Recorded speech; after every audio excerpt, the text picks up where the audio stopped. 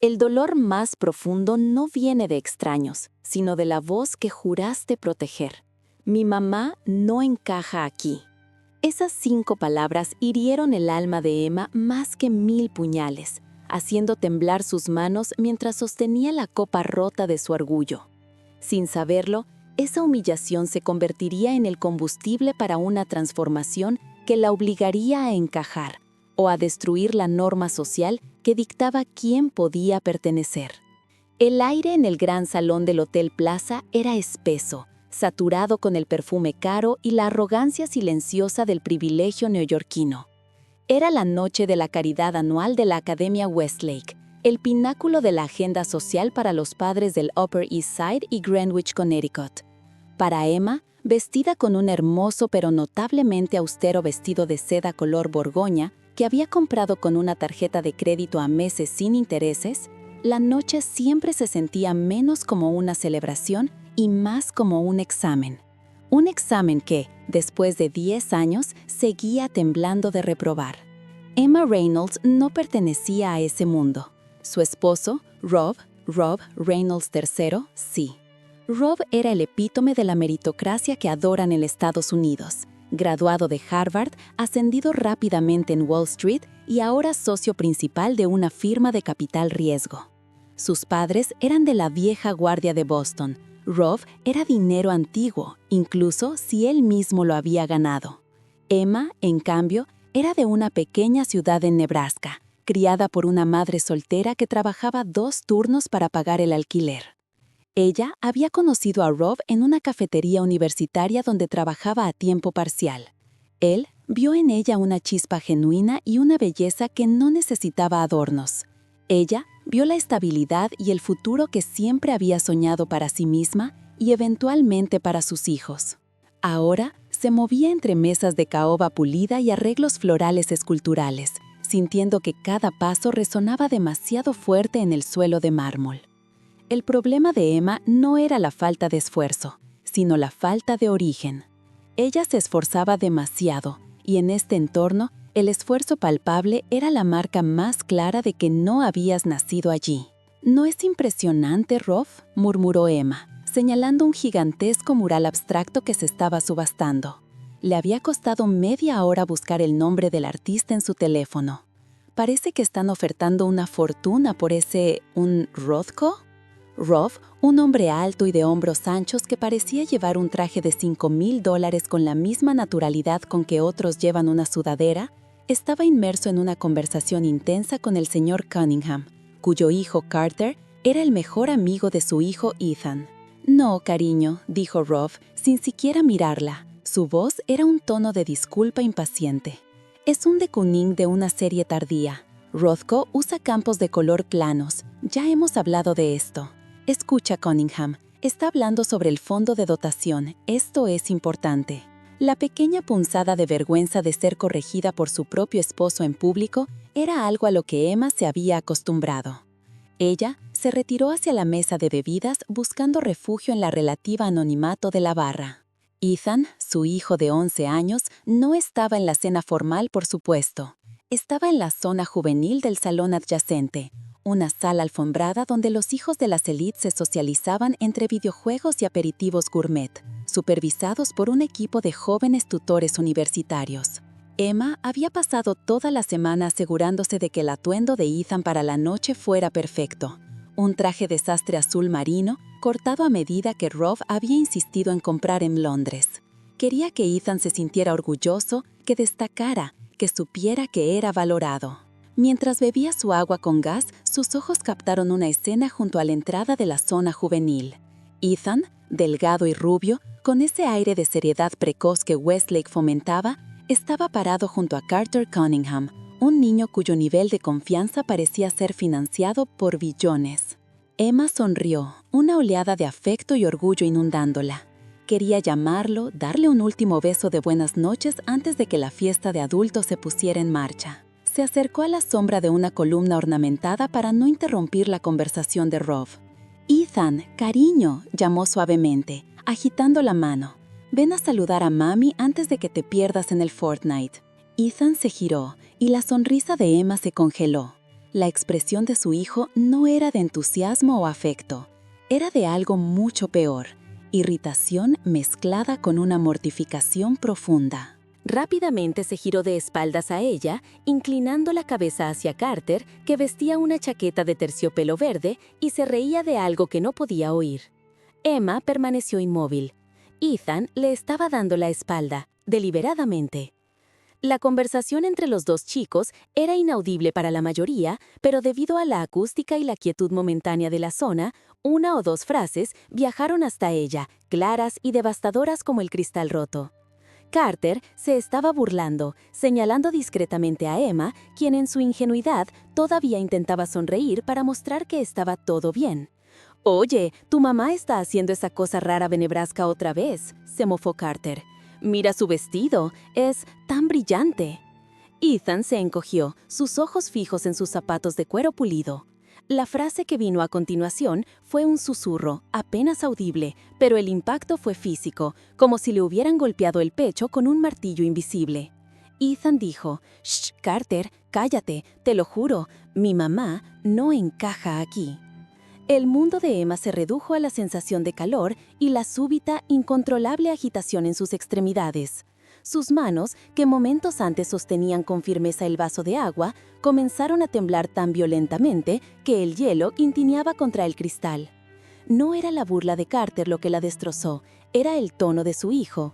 No era un comentario descuidado, era una conclusión dolorosa, una verdad que Ethan había internalizado y que ahora le causaba vergüenza. El niño, al que había alimentado, vestido y amado incondicionalmente, el niño por el que había sacrificado su propia identidad y sueños para asegurar su lugar en esta burbuja dorada, sentía que su mera existencia era una mancha social en el impecable tapiz de Westlake. Emma sintió una punzada de náuseas. Se dio cuenta de que durante años había creído que su problema era encajar con los padres, con Rob, con la decoración, pero no. Su verdadero y más peligroso conflicto era el hecho de que su propio hijo, influenciado por la despiadada jerarquía social de la élite estadounidense, había llegado a la conclusión de que su madre era una falla de diseño. Retrocedió torpemente, sin poder mover los ojos de Ethan, que todavía le daba la espalda. Se sintió desvestida, expuesta, como la fraude que siempre temió ser. Se retiró al vestíbulo de las señoras, tratando de regular su respiración. Cerró los ojos, sintiendo que no solo le temblaban las manos, sino también su visión de la maternidad. La voz de Ethan la perseguía: «Mi mamá no encaja aquí». Abrió la puerta del baño para encontrarse cara a cara con la doctora Vivian Albright, una neurocirujana de renombre y madre del compañero de clase de Ethan, una mujer que destilaba un aire de perfección pulcra. «Emma, ¿estás bien? ¿Te ves pálida? ¿Mucha champaña?», preguntó Vivian. Su tono era curiosidad clínica, no preocupación real. Emma forzó una sonrisa, el temblor en sus manos casi visible. «No, estoy bien, Vivian, solo un poco de cansancio». «Claro, el ambiente de Westlake puede ser agotador si no estás acostumbrada», comentó Vivian, repasando a Emma de pies a cabeza. El comentario, pronunciado con dulzura venenosa, confirmó todo el miedo de Emma. No solo no encajaba, sino que todos lo notaban, lo analizaban y, lo peor de todo, su hijo también.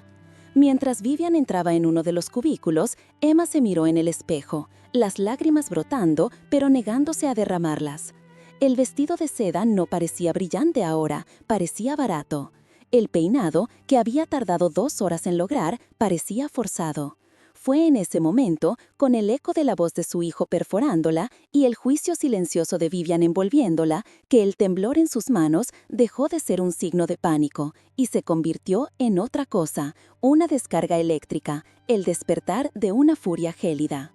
Si no encajaba, ¿por qué había pasado 10 años esforzándose por hacerlo? Había sacrificado su propia carrera, sus pasiones y sus amistades de toda la vida para interpretar el papel de la esposa de Rob y la mamá de Westlake. Y para su hijo, ese esfuerzo solo la había convertido en una vergüenza. Emma se secó los ojos con resolución.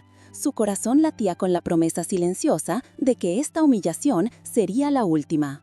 Se había esforzado por ser la mujer que querían, ahora se convertiría en la mujer que necesitaba ser. no para encajar en el molde de Westlake, sino para romperlo, incluso si eso significaba transformarse en algo que ellos nunca esperarían. Miró su reflejo, la determinación endureciendo sus rasgos. Ya no temblaría por miedo. Si no encajaba, el problema no era ella, sino la puerta estrecha que se negaban a abrirle. Y ella estaba a punto de traer un mazo. El frío de la mañana en la calle 57 se había infiltrado bajo la gruesa gabardina de Michael Vance, pero era un frío pálido y superficial comparado con el vacío glacial que sentía en el estómago. El ascensor privado de Robert Sterling, forrado en paneles de nogal oscuro y espejos ahumados, subió hasta el piso 63 con una velocidad indecente, llevándolo directamente al altar de su propia ejecución profesional. Michael había servido a Sterling & Associates durante 12 años, creyendo en la promesa implícita de la meritocracia que definía la cultura corporativa de Manhattan. Lealtad y esfuerzo se recompensaban con estabilidad y ascenso. Ahora se enfrentaba a la refutación de esa fe. El despacho de Robert era una oda a la riqueza conquistada y la implacabilidad. Un gigantesco ventanal ofrecía una vista panorámica del Lower Manhattan. Una alfombra persa silenciaba el sonido de sus pasos y la masiva mesa de caoba pulida servía como barrera física y emocional. Robert Sterling, con su cabello plateado inmaculado y su traje Brioni, estaba de pie, mirando hacia el horizonte.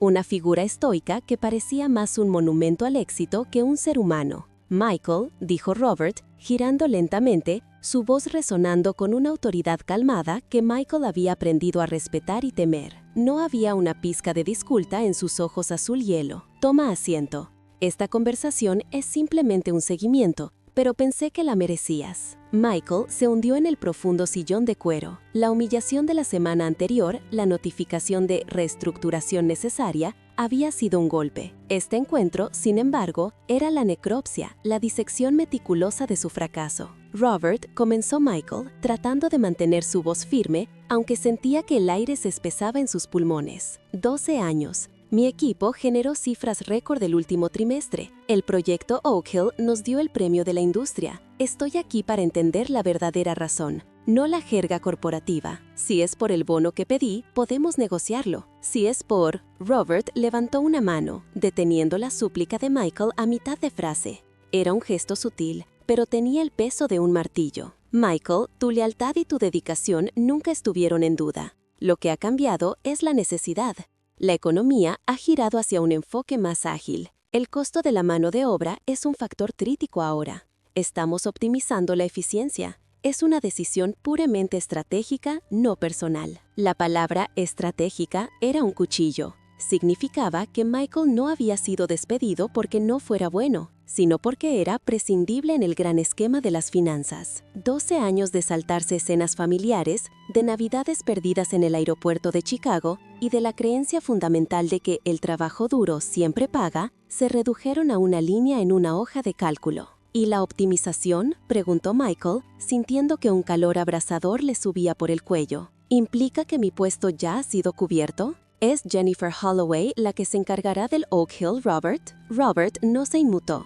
La mención del nombre de Jennifer Holloway, una recién graduada de Wharton con un MBA flamante y una total inexperiencia práctica, era el verdadero punto de dolor. Jennifer aporta una perspectiva fresca a Michael y, francamente, un costo operativo mucho menor. Ella no tiene las expectativas salariales de alguien que ha estado con la firma durante una década. Su salario base es un tercio del tuyo. Es una decisión de negocios, Michael. Es el mercado.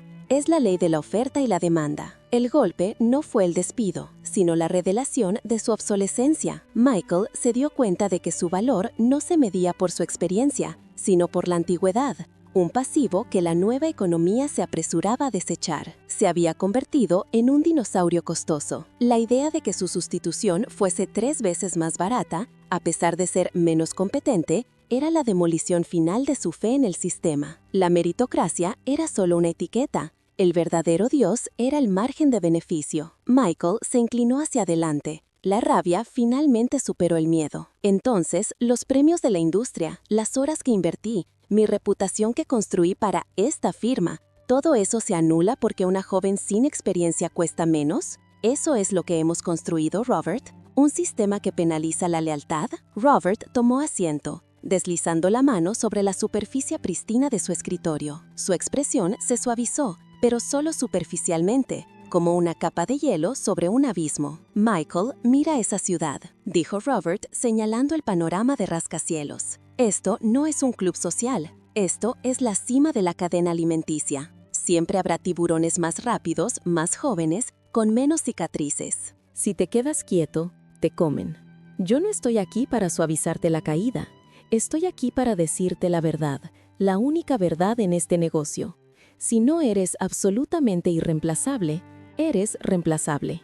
Se levantó, un gesto que significaba que la audiencia había terminado. Tu paquete de indemnización es generoso, Michael. Te dará tiempo para reagruparte. Tienes tu reputación, aunque aquí dentro ya estás olvidado. Te aconsejo que hables con Emma pronto sobre los gastos. El seguro médico dura solo 2 meses. Lo siento de verdad. Espero que encuentres tu camino. Robert no lo sentía. Él sentía alivio por haber cerrado un capítulo costoso. Michael se puso de pie, su cuerpo rígido. No pudo responder. Las palabras se habían coagulado en su garganta, reemplazadas por un sabor metálico y amargo. Se dio la vuelta y caminó hacia la puerta. La magnitud del desastre apenas comenzaba a asentarse. La hipoteca de la casa en Westchester, las cuotas de la universidad de sus hijos que empezarían en 5 años, la cena de compromiso que Emma había planeado para el fin de semana. Cuando cruzó el umbral de la oficina, Michael no sintió el peso de la pérdida profesional, sino el peso aplastante de la vergüenza. El sistema le había fallado, pero la cultura estadounidense dictaba que el fracaso era intrínseco al individuo. Él era el culpable.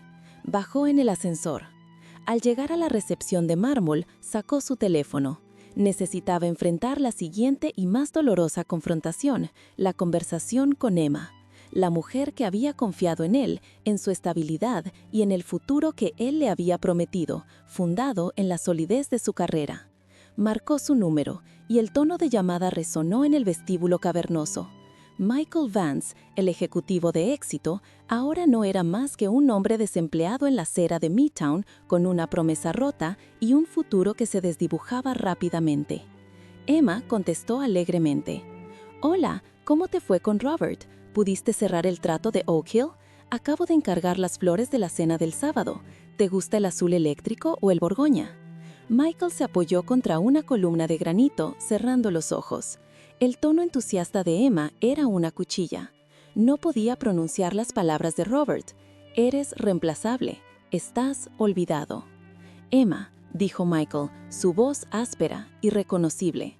La necesidad de protegerla de la verdad competía con la urgencia de confesar la catástrofe. «Necesito que nos veamos. Hay algo importante. Cancela las flores, por favor. Y la cena. No creo que podamos pagarla». El olor a humedad rancia y café recalentado era el perfume oficial de su descenso. Ethan Miller se despertó en la oscuridad perpetua de una habitación de motel cerca del aeropuerto de SeaTac, no el lujoso ático en Bellevue que había diseñado cuidadosamente para proyectar una imagen de éxito inquebrantable. 6 meses.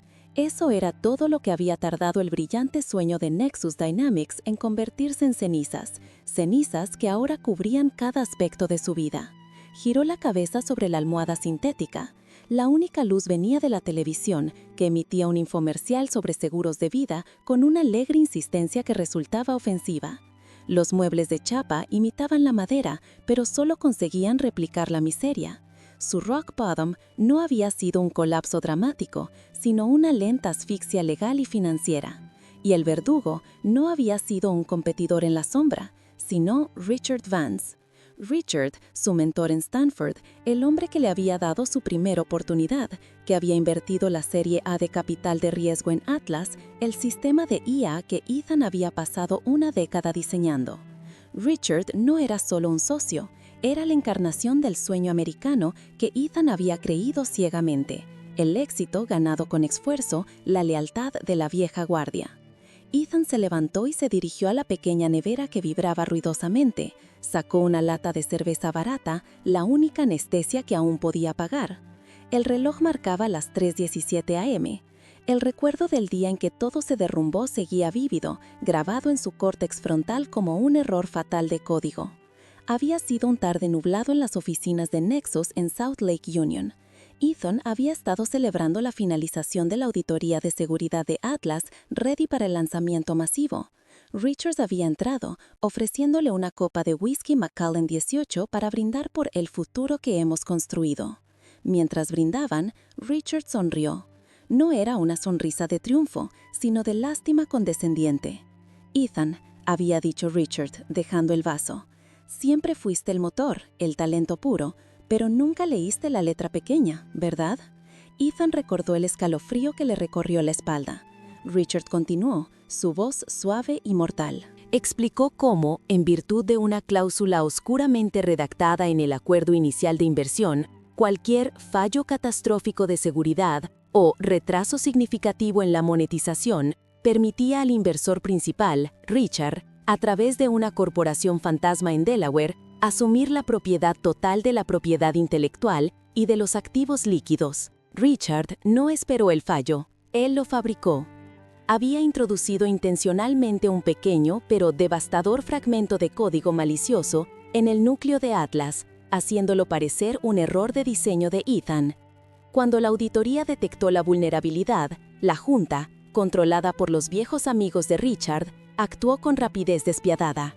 Ethan fue acusado de negligencia grave, despojado de sus acciones y de su posición, y, lo peor de todo, de la propiedad de su propia creación. Nexus Dynamics colapsó, Richard se quedó con Atlas y lo relanzó discretamente bajo un nuevo nombre, Vanguard Tech, en Silicon Valley, lejos de la prensa de Seattle. «Es solo negocios, chico», había sido la despedida de Richard, la frase más dolorosa de todas, porque trivializaba la década que Ethan había sacrificado. Ethan sintió un ardor amargo en el pecho, la mezcla de resentimiento y el alcohol barato. Se acercó al espejo del baño. Vio a un extraño. Ojos inyectados en sangre, barba descuidada. La persona que le había prometido a su madre en la ceremonia de graduación de la Universidad de Washington que él honrara el mérito y la dedicación, ya no existía. Solo quedaba la cáscara. Su esposa, Clara, se había ido 3 meses después.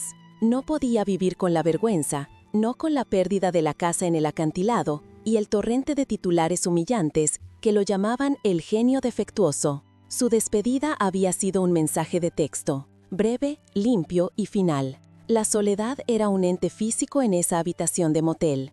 Ethan había tocado fondo profesional, personal y moralmente. Había intentado encontrar otro trabajo, pero la reputación en el círculo tecnológico era un cáncer. Nadie quería contratar al hombre que había roto un algoritmo de $500 millones. En la mesa auxiliar, junto a un plato de cartón con restos secos de pizza de pepperoni del día anterior, había una pila de cartas. Eran principalmente facturas pendientes o respuestas formales y heladas de bufetes de abogados y empresas de inversión. Cogió una carta. Era de un pequeño bufete de abogados de San Francisco, la última esperanza que había contactado. La abrió con manos temblorosas. El encabezado era claro. El caso Miller contra Vance. El cuerpo del texto era un golpe seco. Lamentamos informarle que, tras una exhaustiva revisión de la documentación legal y los acuerdos de inversión originales, la posición de Richard Vance es inexpugnable. El riesgo de litigio contra Vanguard Tech es prohibitivo y las posibilidades de éxito son mínimas. Le recomendamos encarecidamente que acepte la pérdida y siga adelante. Aceptar la pérdida. La frase sonaba a una sentencia de muerte. ¿Cómo podía aceptar que su vida, su invención, había sido robada con impunidad bajo la apariencia de una transacción legal? Dejó caer la carta. Se sentó en el borde de la cama, la cabeza entre las manos. Durante estos 6 meses había estado consumido por la vergüenza y la ira, pero ahora, por primera vez, sintió el vacío absoluto. Ya no había nada que perder. Las tarjetas de crédito estaban agotadas, su cuenta bancaria mostraba un saldo negativo obsceno, y el auto destartalado probablemente sería embargado la próxima semana. La meritocracia, el principio por el que los Estados Unidos supuestamente funcionan, había sido una mentira cruel. El esfuerzo no importaba, solo el poder y la capacidad de manipular el sistema legal. Ethan se dirigió al armario, Había una caja de cartón desgastada, uno de los pocos artículos que rescató de su antigua casa. Contenía recuerdos que ahora eran fantasmas, su título universitario, fotos de Clara cuando aún sonreía, y una vieja unidad flash USB. Esta unidad flash no contenía fotos de vacaciones. Contenía el prototipo original de Atlas, la versión 0.9. Era la semilla de su trabajo, antes de que Richard y sus secuaces hubieran puesto sus manos en el código. Durante meses, Ethan se había negado a mirarlo. Era demasiado doloroso. Era el recuerdo de lo que era posible. Pero ahora, mientras la sostenía en su mano, fría y pesada, una punzada diferente lo atravesó. No era dolor, era una chispa. La unidad flash contenía el código, sí, pero también contenía algo más. Contenía un archivo de registro detallado que Ethan había mantenido meticulosamente durante los primeros 3 años de desarrollo, documentando cada cambio, cada línea de pensamiento. Richard había robado la ejecución final, la versión comercial, pero no había robado el camino. No había robado la mente que lo había creado. Ethan se acercó a su laptop, un modelo antiguo y abollado que había sobrevivido a la purga financiera. Insertó la unidad flash. El archivo se abrió. Mientras las líneas de código azul y blanco se desplazaban por la pantalla, Ethan comenzó a leer sus propias notas de hace años, notas llenas de optimismo, planes futuros y, crucialmente, la arquitectura original del sistema. De repente, una línea de código específica en un subdirectorio enterrado de la versión 0.9 lo detuvo en seco. Era un protocolo de respaldo que había descartado en la versión final por ser demasiado redundante. Una clave de acceso de emergencia. Richard Vance había robado Atlas, pero Richard, en su arrogancia, no había modificado la estructura central de la IA, simplemente la había empaquetado y vendido como suya. Si el núcleo original seguía intacto, eso significaba que la clave de acceso de emergencia que Ethan había diseñado hace años podría seguir funcionando. Una idea audaz, descabellada y peligrosamente ilegal comenzó a formarse en su mente. Era la única manera de recuperar algo, no para demandar, sino para desmantelar. Ethan Miller, el hombre que la sociedad había etiquetado como un fracaso negligente, se levantó del borde de la cama. El sabor amargo de la cerveza se mezcló con un inesperado sabor a determinación. Ya no era el genio traicionado buscando simpatía, era un hombre despojado buscando venganza. Miró el número de teléfono de Richard Vance, el que había memorizado con rencor durante meses. «Vas a tener que aceptar la pérdida, Richard», murmuró Ethan al espejo empañado, con una nueva luz en sus ojos cansados. «Pero no será la mía». El punto bajo había terminado. La resurrección estaba a punto de comenzar, con una sola unidad flash como su arma y la fría venganza como su combustible. La noche se había tragado a Emma Hayes por completo. Llevaba 3 semanas viviendo en el anonimato tenso de un Airbnb de corta duración en el este de Oakland, lejos del brillo corporativo de San Francisco que la había consumido y luego escupido. Su carrera, construida metódicamente sobre la base del esfuerzo puro y la meritocracia que le habían inculcado desde la escuela secundaria en Ohio, yacía hecha añicos. Estaba acusado de sabotaje interno, un delito que nunca había cometido, pero que el CEO, Walter Sterling, había orquestado con precisión quirúrgica. Emma estaba sentada frente a su laptop, una luz azul pálida, el único testigo de su desesperación. Había revisado cada línea de código, cada correo electrónico, cada registro de acceso. El fraude que la había incriminado era impecable a primera vista. Los registros mostraban que ella, Emma Hayes, había ejecutado comandos de eliminación clave en el servidor de pruebas del proyecto Odyssey a las 2:17 a.m. Pero ella estaba durmiendo a esa hora, su teléfono celular inactivo, su ubicación fija en su apartamento. Era la prueba irrefutable de su inocencia, pero nadie, ni los abogados, ni los medios, la escucharía mientras la evidencia digital apuntara directamente a su acceso SSH. Dejó la taza de café frío sobre la mesita de noche. El silencio de la madrugada solo era interrumpido por el chirrido distante de un tren de carga que se dirigía al puerto. Había perdido la esperanza de encontrar una falla en el sistema de Sterling. Era demasiado inteligente, demasiado bien protegido. Justo cuando estaba a punto de cerrar la computadora, resignada a pasar el resto de su vida laboral como una paria de Silicon Valley, un mensaje encriptado parpadeó en su pantalla. No era un correo electrónico estándar, era una notificación de Proton Mail, enviada a una dirección que solo compartía con su madre y un antiguo colega de la universidad. El remitente era Marcus Chen.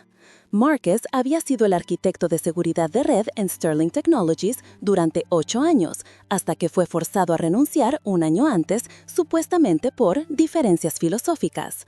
Emma siempre había sospechado que Marcus sabía demasiado sobre los tejemanejes internos de Sterling. El cuerpo del mensaje era breve y críptico, usando jerga interna que solo ellos dos entenderían. Emma, el archivo de pruebas 747 no es una corrupción, es un dump incompleto. La clave Delta se perdió en la transferencia de emergencia. Necesitas la clave Orion para recomponer el paquete. Busca el log de acceso a las 2:10, 10 minutos antes del supuesto incidente. No estabas tú. Busca a Gary. El pulso de Emma se aceleró. Gary era Gary Thompson, el jefe de seguridad de la información, la mano derecha de Walter Sterling. El hombre que se había sentado en su reunión de despido con una expresión de compasión helada. Emma abrió inmediatamente su carpeta de respaldo. El archivo 747 era un monstruo de datos, un backup parcial de los registros de auditoría del servidor central. Siempre se había asumido que estaba corrupto porque la secuencia de inicio de sesión terminaba abruptamente. Era un callejón sin salida que los forenses habían descartado como ruido. Pero Marcus había mencionado la clave Orion. Orion no era una contraseña, sino el apodo que le habían dado a un algoritmo de compresión y cifrado desarrollado por Marcus para archivos sensibles antes de que la empresa cambiara a un estándar comercial. Emma dedicó los siguientes 45 minutos a localizar el script de Orion, que afortunadamente había guardado en un repositorio privado por razones de curiosidad académica. Lo ejecutó sobre el archivo 747. La laptop gruñó, el ventilador giró frenéticamente. El tiempo se detuvo. Cuando el proceso terminó, la pantalla se llenó de líneas de texto, no el ruido incomprensible de antes, sino registros claros y estructurados. El vuelco. El registro de las 2:10 a.m. estaba ahí, justo donde Marcus había indicado. Log, timestamp 2024, 1709-10-4, user GT Thompson at SterlingSec, event SSH login, target, test server Odyssey, source IP 192.168.10.22, internal VPN tunnel 3. Gary Thompson, conectándose al servidor de pruebas a través de una VPN interna. 10 minutos antes de que el comando destructivo fuera ejecutado, supuestamente por ella. Emma contuvo el aliento, temblando. Esto no probaba que Gary la hubiera incriminado, solo probaba que él estaba en el servidor. El comando de eliminación seguía vinculado a su cuenta. Siguió escaneando las líneas. El registro mostraba una secuencia de comandos de Gary. No eran comandos destructivos, eran comandos de modificación de permisos y configuración de túneles. Y luego, la línea que le voló la cabeza. Log, timestamp 2024, 1709-16-32. User, GT Thompson at SterlingSec, event, security override, action, spoof user ID, target ID, eHaze admin shell. Duration 60 seconds. Suplantación de identidad. Gary Thompson, usando sus credenciales de administrador de seguridad, había suplantado su ID de usuario, eHaze admin shell, durante 60 segundos. Ella no había ejecutado el comando. Gary lo había ejecutado a través de su ID, creando un rastro de papel digital perfecto para incriminarla. La hora de la ejecución del comando destructivo era 2:17:01 a.m., justo dentro de la ventana de suplantación. Emma se echó hacia atrás en la silla, sintiendo un escalofrío de adrenalina pura mezclado con náuseas. No era solo un fraude, era una conspiración de alto nivel para destruir su vida. Pero, ¿por qué? ¿Por qué Sterling arriesgaría tanto solo para despedirla? Releyó el mensaje de Marcus Chen. Había una pista más. El proyecto Odyssey, el proyecto que supuestamente ella había saboteado. Emma buscó en sus archivos de respaldo el informe final que había preparado sobre Odyssey antes de ser despedida. El proyecto era la joya de la corona de Sterling, una nueva plataforma de datos masivos sin antecedentes. Su informe había sido optimista, pero con una advertencia seria. La infraestructura de seguridad era vulnerable a ataques de inyección de datos a gran escala.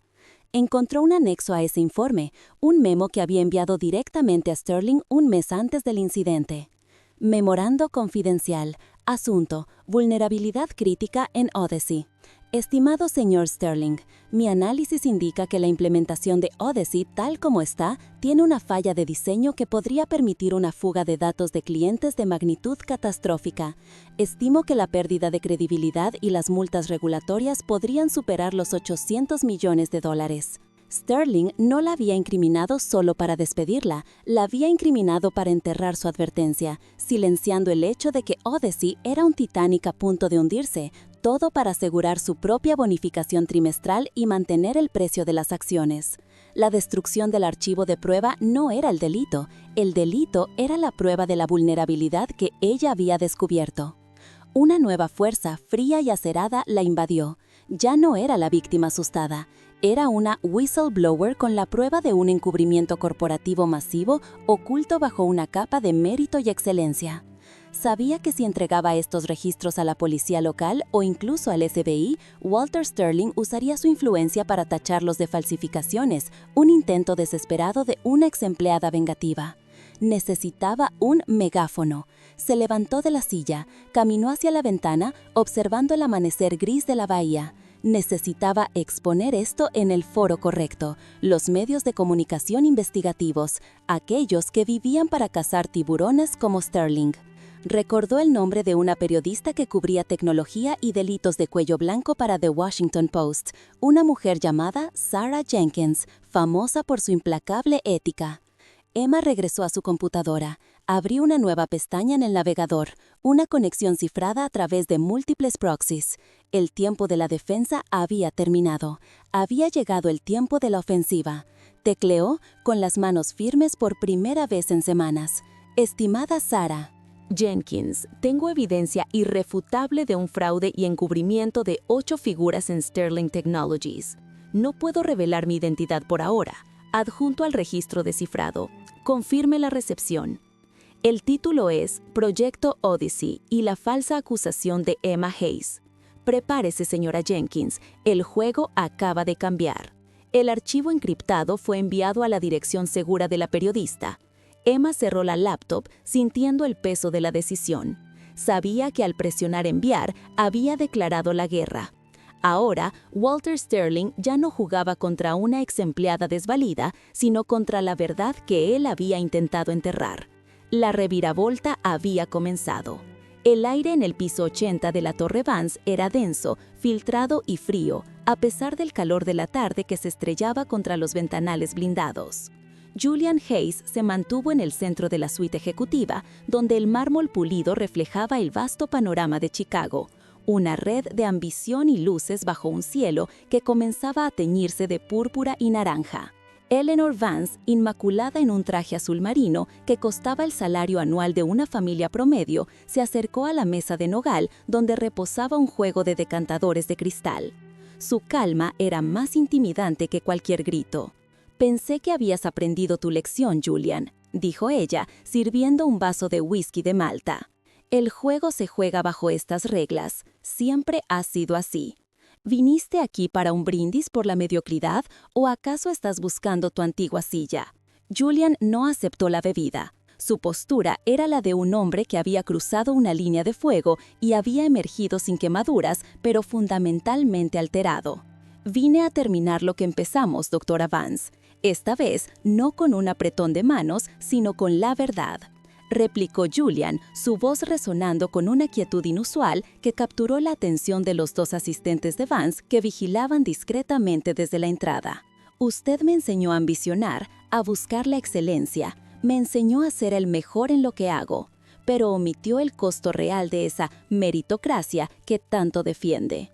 Eleanor soltó una risa seca, un sonido corto y pulido como la caída de una moneda de oro sobre una mesa de cristal. Se apoyó contra el borde de la mesa, la ciudad ardiendo detrás de ella.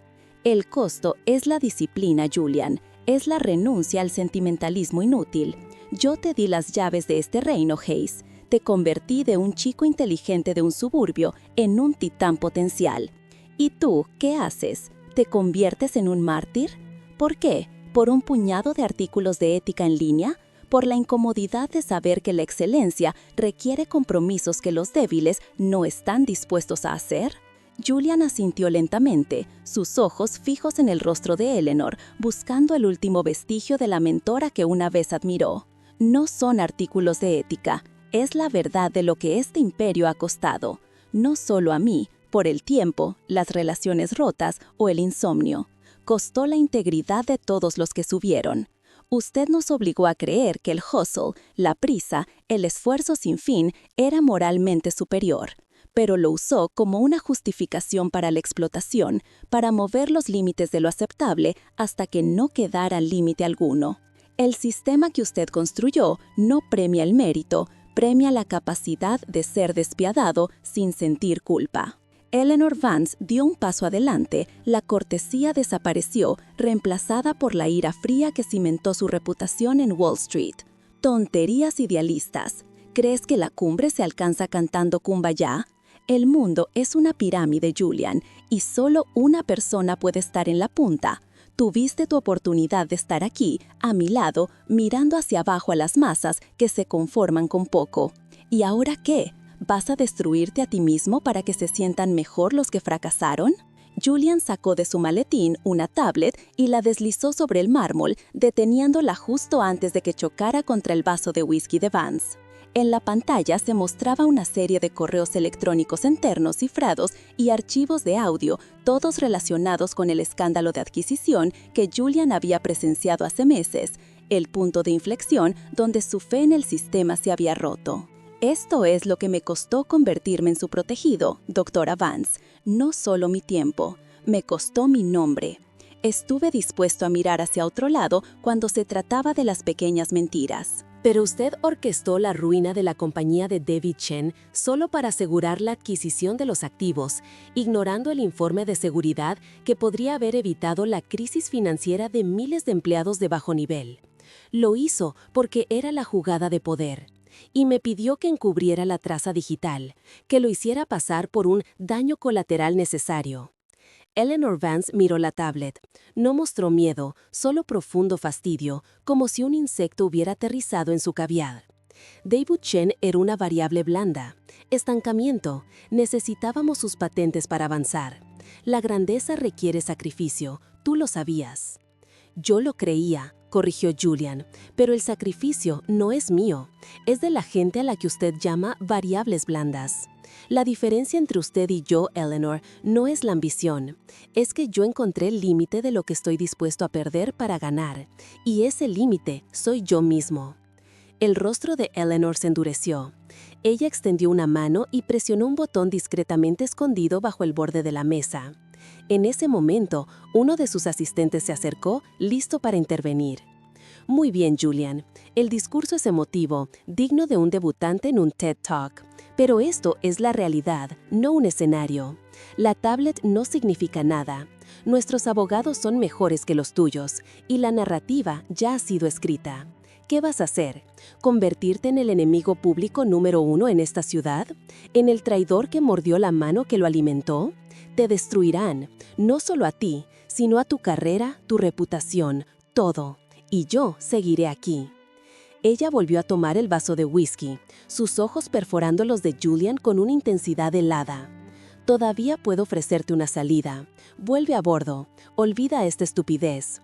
Firma un acuerdo de confidencialidad. Tómate un año sabático. Y cuando regreses, la gente lo recordará como una crisis de burnout y no como una traición. Recupera tu camino, Julian. Era la oferta definitiva, la validación, el perdón y el camino de regreso al pináculo del poder estadounidense, a cambio de su silencio y de su alma. El silencio se hizo total. Se podía escuchar el zumbido de los aires acondicionados, la promesa y la amenaza coexistiendo en el aire enrarecido. Julian miró a la ciudad que brillaba abajo, la materialización del éxito que él había perseguido con tanta ferocidad. Entendió que el verdadero poder no residía en la cima de la pirámide, sino en la capacidad de abandonarla sin remordimientos. Usted siempre me dijo que en esta vida solo hay dos tipos de personas, las que se sientan a la mesa y las que están en el menú, dijo Julian, levantando la vista. Usted me entrenó para sentarse a su mesa, pero me acabo de dar cuenta de que la mesa que usted construyó está podrida desde las raíces. Julian dio un paso atrás, creando distancia física entre él y la influencia magnética de Vance. No necesito su camino de regreso, doctora Vance. Mi camino no es este. Y en cuanto a la tablet, Julian sonrió, una sonrisa genuina que no había usado en años. Estos solo los archivos de la copia de seguridad que dejé en la nube para que usted los viera. Los archivos reales están siendo distribuidos en este mismo instante a la SEC y al Chicago Tribune. El efecto fue inmediato. Eleanor Vance dejó caer el vaso de whisky, que se hizo añicos con un estruendo seco y agudo sobre el mármol, el líquido oscuro extendiéndose como una mancha de tinta venenosa. La máscara de autocontrol se resquebrajó, revelando una furia y una sorpresa absolutas. «Tú, traidor, estás arruinando todo. ¿Sabes lo que has hecho?», gritó Vance, dando un paso inestable. He elegido. Por primera vez en mi vida, he elegido mi propio camino, no el que usted pavimentó con las ruinas de otros, declaró Julian. Se dio la vuelta, ignorando los movimientos frenéticos de los asistentes de Vance que ya estaban en el teléfono. Mientras Julian caminaba hacia el ascensor, dejando atrás el caos y la inminente caída de su mentora, sintió un peso levantarse de sus hombros, un peso que había confundido con ambición durante años. Al pisar el botón para bajar, miró por última vez los ventanales. El sol se había puesto completamente. La ciudad ya no parecía un reino de oro y poder, sino una red de luces esperando ser reconectadas de una manera más honesta. El clímax había terminado. La caída y la reconstrucción acababan de comenzar. El aire en el campus de Stanford, 6 meses después del día de la decisión, no era menos denso, pero la presión que Robert Hayes sentía sobre sus hombros ya no era una carga impuesta por las expectativas externas, sino la consecuencia palpable de la verdad. Su confesión, una gota de honestidad en el vasto océano de la ambición de Silicon Valley, había causado ondas sísmicas. Había perdido la beca de investigación de posgrado en el Instituto de Inteligencia Artificial que había perseguido con fervor obsesivo. La decepción de sus mentores fue pública y dolorosa, pero extrañamente, la sensación de alivio superaba el aguijón del fracaso. Por primera vez en años, Robert sintió que el suelo bajo sus pies era firme, no un andamio construido sobre medias verdades. Había sido una caída pública, sí, magnificada por la cultura de la perfección que impera en los ecosistemas tecnológicos. Algunos de sus compañeros lo vieron como un ingenuo, un mártir innecesario de un sistema que todos sabían era imperfecto. Otros, los pocos, se le acercaron en privado, susurrando su admiración por haber tenido el valor de desafiar la ilusión. Su elección lo había forzado a reconsiderar fundamentalmente su definición de éxito. Ya no era la métrica de un título prestigioso o la financiación de un capitalista de riesgo. Era la integridad con la que se enfrentaba a su propio reflejo cada mañana. Robert había aceptado una posición mucho menos glamorosa, pero infinitamente más significativa para él. Ahora trabajaba en Denver, Colorado, con una pequeña firma de arquitectura sostenible, dedicada a revitalizar vecindarios históricamente marginados, transformando estructuras antiguas en viviendas eficientes y accesibles. Su oficina no tenía vistas panorámicas del Pacífico, ni estaba adornada con arte minimalista de vanguardia, sino que era un loft lleno de planos arrugados y el olor a café fuerte y cedro viejo. Se había mudado a un pequeño apartamento en Capitol Hill, lejos de la efervescencia tóxica de la bahía. Emma, su confidente y ancla, había sido fundamental en la transición. Ella no lo había juzgado por la caída, sino que había celebrado su ascenso moral. Ella misma había reevaluado su propio camino en la abogacía, dándose cuenta de que la ética de su profesión también necesitaba una revisión. Emma visitaba Denver con frecuencia. Una tarde de otoño, mientras tomaban un diner coffee en un puesto clásico de la ciudad, un lugar con vinilo rojo y la vajilla pesada, hablaron de la vieja vida, como si fuera un recuerdo lejano. ¿Realmente extrañas el ritmo de la carrera armamentista, Robert?, preguntó Emma, deslizando su taza para pedir una recarga. El camarero, un hombre corpulento con un nombre bordado de Dale, se acercó con la cafetera. Robert sonrió, un gesto que parecía más genuino ahora. Extraño la energía, la adrenalina de sentir que estás al borde de algo grande, pero no extraño la esclavitud. No extraño la sensación de que cada paso era solo un medio para un fin y que ese fin siempre se movía, siempre fuera de mi alcance. Hizo una pausa, mirando la calle nevada. Ahora siento que el trabajo que hago tiene un impacto real. No voy a cambiar el mundo con algoritmos, pero estoy construyendo hogares reales para gente real. El proyecto más reciente de Robert implicaba convertir una antigua fábrica de ladrillos en el West Side en un centro comunitario y viviendas asequibles. La complejidad del diseño era inmensa, pero la recompensa, ver a las familias mudarse y usar los espacios que él había diseñado, era inconmensurable. Esto era mérito, se dio cuenta, no el mérito artificial inflado por una carta de recomendación o una entrevista pulida, sino el mérito ganado a través de la sudoración y la contribución tangible. Su antiguo mentor, el profesor Schmidt, un hombre que encarnaba la vieja guardia de la meritocracia académica, le había enviado un correo electrónico hace un mes, un mensaje seco pero significativo. Schmidt le había revelado que la beca de IA, la que Robert había rechazado por sus principios, había colapsado meses después debido a problemas éticos aún más graves descubiertos en el proyecto.